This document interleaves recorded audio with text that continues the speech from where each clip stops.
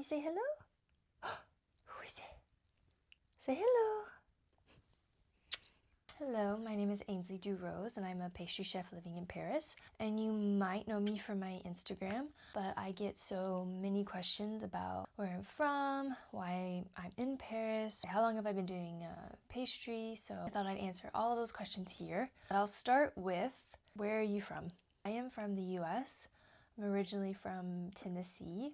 Kind of leads me into the second question, why pastry? How long have you been doing pastry? Are you professional? Ever since I can remember, I've been baking and cooking.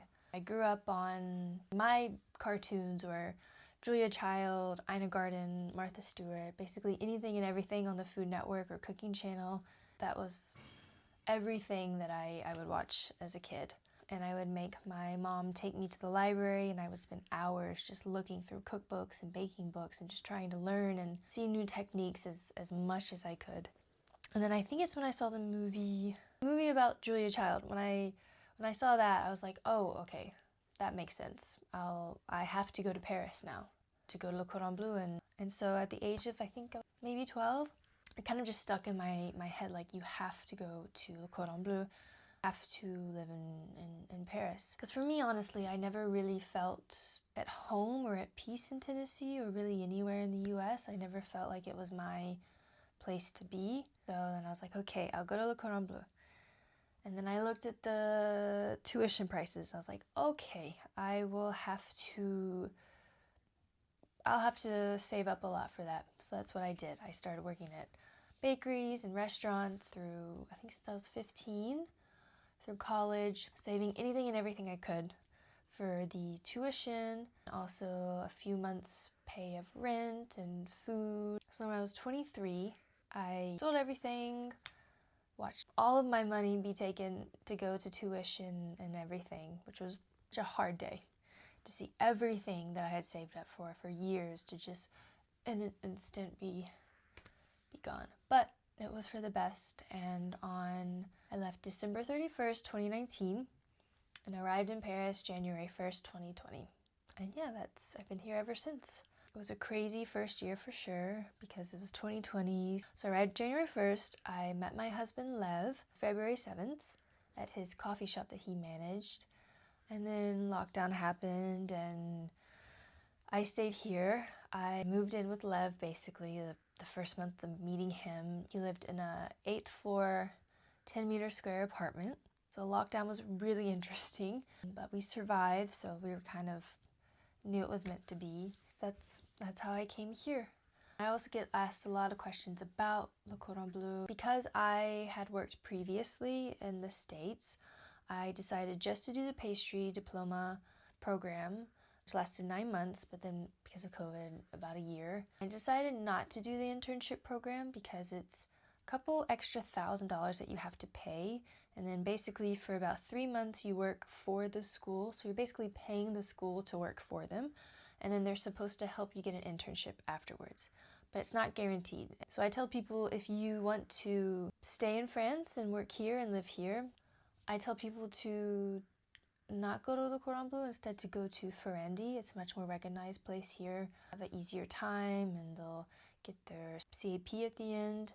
But if you want to go back to your home country and maybe work there or own a business, then definitely Le Cordon Bleu is the place, because it has the name and the recognition worldwide. But for some reason in France, it's not as a big name as it is elsewhere. But I learned so much at Le Cordon Bleu. I wouldn't have changed it for anything. I really enjoyed meeting all the people that I did. And yeah, I think it was really kind of everything I had hoped it would be in terms of what I would learn and meeting all of the chefs and having really great friends. I graduated in December of 2020, and I had a bit of a struggle with my visa for about a year and a half. It was a really, really hard time. You know, in the hospitality industry, especially here, you don't really make that much money, and then on top of my visa problem, we really struggled. And then finally I got my visa problem resolved. So when people say it's a dream of theirs to do what I'm doing, yes, I am very grateful that I've been on this journey, I wouldn't have changed a single thing, but just know that it is very, very difficult. Moving to any country is extremely difficult. I don't think I would have been able to do it if I didn't have Lev. He is truly my anchor and has helped me every single step of the way. Yeah, it's really hard, and you need someone, a friend or someone to help you through the process, because it can be so frustrating at times. Definitely been a big struggle, but ultimately the reward has just been so big for me. Graduated at Le Cordon Bleu, and then I went on to work at bakeries and restaurants and hotels. I even became the head pastry chef at a bakery. Then last year, my husband and I decided to quit our jobs and we would start our own thing, which we have now, which is our coffee bike.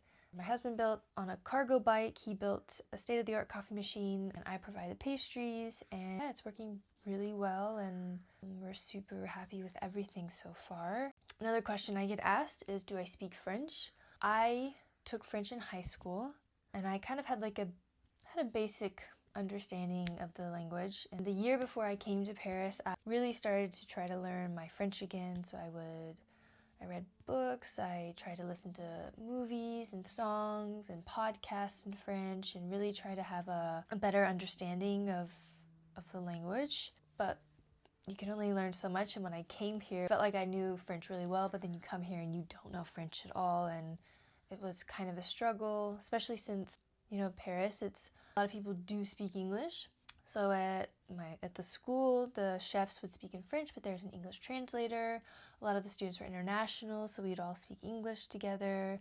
A lot of my work is in English because it's, again, a lot of international people that work in the hospitality industry. So we all pretty much speak English. It's like half English, half French. And I speak English with my husband because that's how we met.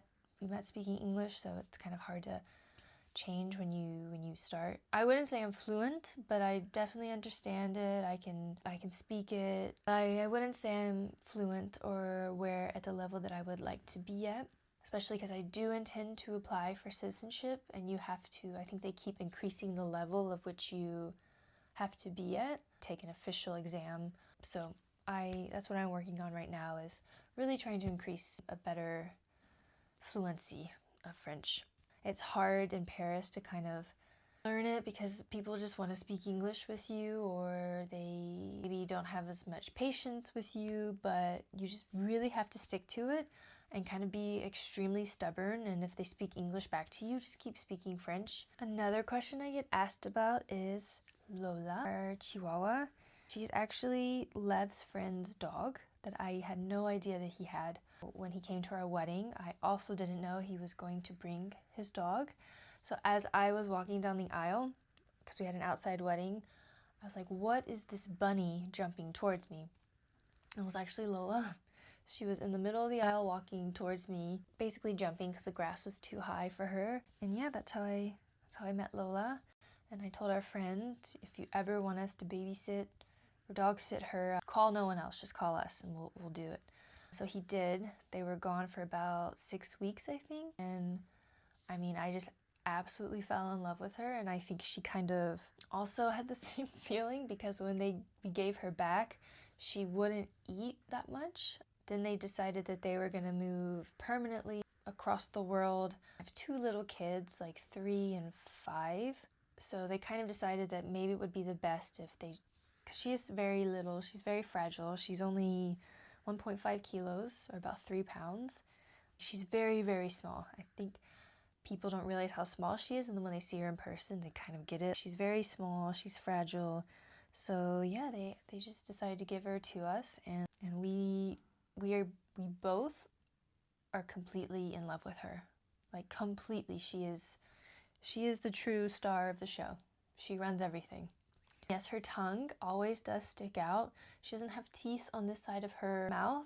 Chihuahuas are really prone to having bad tooth infections. So I think when she was a puppy, they had to get, her teeth were just so bad. They're kind of sticking out all over the place when she was born. They had to remove them. So she's always had her tongue sticking out, but it's totally fine. She has no problem. She eats everything. She's truly a gourmand. She's just the best. Questions about how we live in such a small space. For standards, it depends where you live. In the US, yes, this is a very small space. In France, in Paris, this is not small at all. This is normal. We live in 35 meters square, and we have everything that we need.